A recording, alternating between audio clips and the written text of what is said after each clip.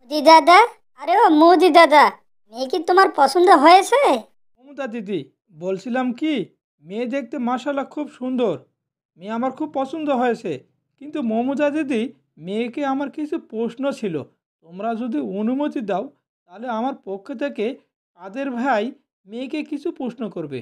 মোদি ভাই, এটা কোনো কথা? আরে কিছু প্রশ্ন কেন, তুমি হাজারটা প্রশ্ন করতে পারো। মোদি ভাই, তোমাকে অনুমতি দেয়া হলো, কি বলবে বলো। আচ্ছা বোন, তোমার নামটা আর তোমার পরিচয়টা একটু দাও দেখি।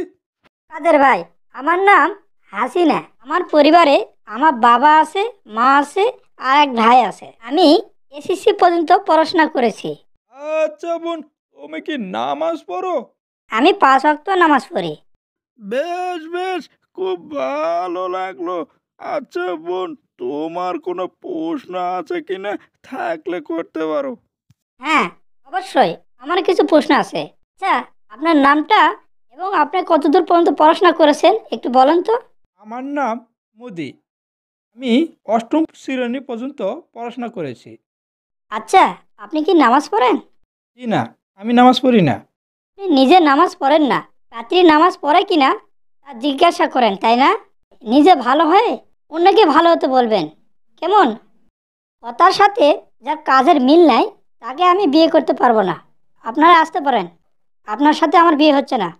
আরে বোন, এ কি কথা বলো তুমি? বোন নামাজ না পড়লে কি তাকে বিয়ে করা হবে না? দেখো বোন, তোমার যদি পছন্দ হয়, তাহলে তুমি রাজি হয়ে যাও। বিয়ের পরে মোদি অবশ্যই 5 ওয়াক্ত নামাজ পড়বে। মোদি ভাই, আমি সত্যি কথা বলিনি।